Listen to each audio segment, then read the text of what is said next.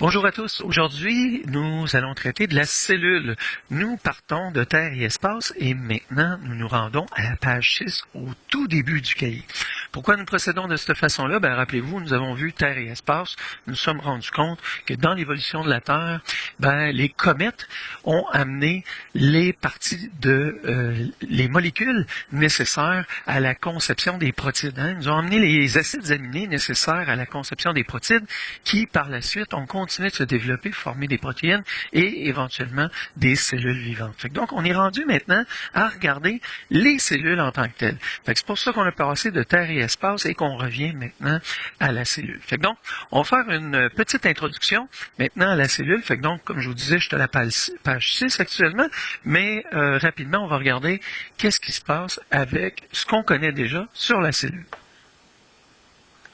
Si on se questionne au départ sur qu'est-ce qui fait en sorte que l'humain, qui est constitué d'une panoplie de cellules, va faire en sorte que ces cellules-là vont spécialiser. Comment ça se fait que des cellules qui vont constituer des muscles, d'autres vont faire du sang, le cerveau, etc. Puis, toutes ces cellules-là sont parties à l'origine à partir de cellules uniques et par la suite, elles ont spécialisé. On va regarder quelles vont être les fonctions de ces cellules-là puis comment elles accomplissent ces fonctions-là. Et ensuite, pourquoi qu'on ressemble en partie à notre mère puis peut-être un peu à notre père aussi. Donc, tout ça, ce sont des questions qu'on peut se poser actuellement et on va tenter d'y répondre avec ce chapitre.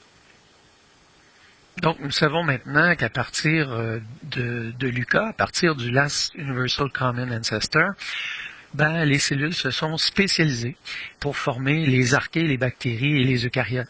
Donc, à partir de là, nous, évidemment, on est les ancêtres des eucaryotes.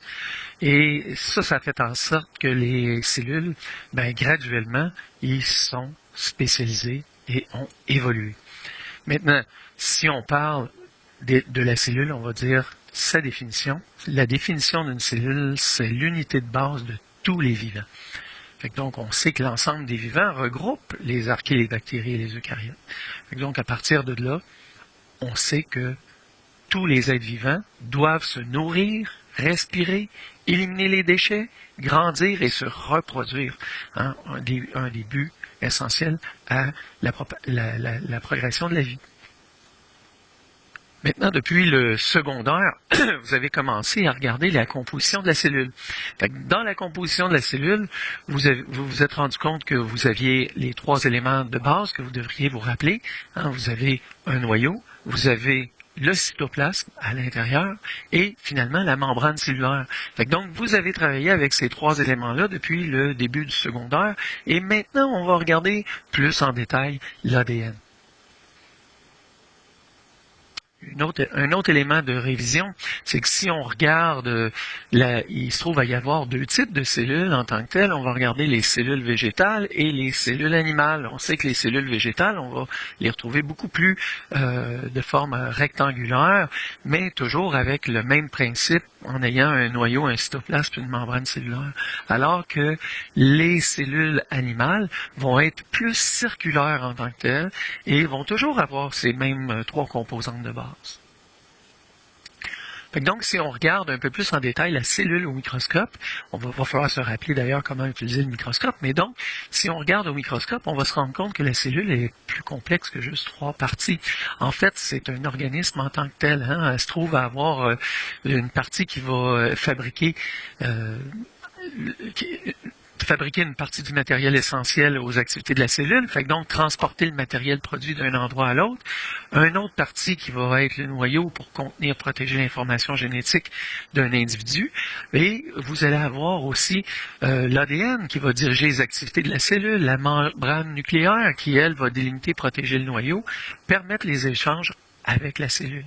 Donc, on a d'autres parties aussi. Si on poursuit avec les autres parties de la cellule, on se rend compte qu'on entrepose les substances produites, puis on les transporte vers les membranes cellulaires à l'aide de l'appareil de Golgi. Et aussi, on va permettre la division cellulaire à partir d'une autre partie qui s'appelle le centriole. Les ribosomes, eux autres, vont permettre la digestion des nutriments, décomposer, recycler certains constituants de la cellule, et le cytoplasme, lui, va constituer un milieu favorable à l'exécution de la principale partie des activités de la cellule. Fait que donc, si on regarde ça, là, et aussi, on a besoin de produire de l'énergie grâce à la respiration cellulaire, et ça se produit grâce aux mitochondries. Fait que donc, on se rend compte que la cellule en tant que telle est beaucoup plus complexe que les 3 parties de base. Mais par contre, nous autres, on va s'attarder beaucoup plus à l'ADN quand on est en secondaire 3. Donc, l'ADN, en tant que tel, qu'est-ce que c'est? Ben, c'est une abréviation pour représenter l'acide désoxyribonucléique. Et ça, c'est quoi? C'est une longue molécule qui se trouve à être formée, en fait, de 2 chaînes, de 2 barreaux qui sont reliés ensemble par des paires de bases azotées. On va se rendre compte que ces paires de bases azotées-là doivent être unies et c'est ça qui va former en sorte l'ensemble de notre génome. Il existe 4 bases azotées. On va les appeler les bases A, C, G et T. Fait que A pour adénine, C cytosine, G pour guanine et T pour thymine. Fait que donc, reconnaître ces noms-là, c'est peu probable, mais bref, juste être capable de savoir que c'est les paires de bases azotées qui vont être la composition de ACGT. Maintenant, qu'est-ce que le génome? Ben, le génome, c'est l'ensemble de ces paires de bases azotées-là qui vont constituer, en fait, le génome. Fait que donc, si on regarde ça, dans un premier temps, il faut savoir que chaque base azotée se lie toujours avec la même autre base. C'est-à-dire que de l'adénine, A avec T et C avec G. Ça ne peut pas être autrement. Par contre, la succession des bases azotées, elle va changer. Puis c'est ça qui va permettre de déterminer l'information génétique d'une personne. Fait que le génome de l'espèce humaine, là, il faut se rendre compte qu'il contient 3 milliards de paires de bases azotées qui vont avoir des séquences différentes d'un individu à l'autre. Fait que le génome, maintenant, si on en fait une définition, ça désigne l'ensemble de l'information génétique d'un individu ou d'une espèce. Maintenant, qu'est-ce que le gène? Le gène, ça va être un segment de l'ADN, juste une petite partie qui va contenir l'information génétique nécessaire pour accomplir une tâche spécifique. Fait que donc, on peut imaginer la couleur des yeux, ça peut être à peu près n'importe quoi de votre corps, en fait. Fait que l'ADN va se diviser en segments, puis ceux-ci vont contenir l'information nécessaire pour fabriquer les protéines, les enzymes, les hormones, qui accompliront les tâches spécifiques. Fait que donc, combien il se trouve à avoir de gènes dans le génome? Ben, il y en a à peu près 25 000. C'est un peu beaucoup. Fait qu'encore ici, je vous montre la séquence d'un certain génome, puis on se rend compte que les paires de bases azotées se retrouvent ici. On retrouve les paires de bases, une à la suite des autres, et les compositions, comme je vous disais, toujours AT et CG. Par contre, elles peuvent changer d'ordre, mais c'est ce qui va faire justement la composition de notre génome. Encore ici, une petite définition, la diversité génétique. La diversité génétique, c'est un ensemble des variations de tous les gènes d'une même espèce. Fait que donc, ce qu'il faut comprendre, en fait, c'est que la reproduction sexuée, elle constitue une source importante de diversité génétique. Puis, donc, ce qui va se passer, c'est que plus une population va être grande, plus la diversité génétique va être grande, parce que les gènes vont évoluer et être partagé d'une personne à une autre. Donc, on peut dire qu'une population, petite ou isolée, va avoir une moins grande diversité génétique. Fait que donc, pourquoi? Parce que les relations entre les personnes apparentées sont également susceptibles d'appauvrir cette diversité. Hein? Fait que donc, moins il y a d'écart entre les personnes, et plus à ce moment-là, on va se trouver à rendre une plus petite diversité génétique. Et ça, on va retrouver quelques exemples par rapport aux élevages d'animaux. Exemple, les anciens chiens Mira, qu'on parlait des bouviers bernois, ben, on se rendait compte qu'il y avait des problèmes au niveau de la hanche.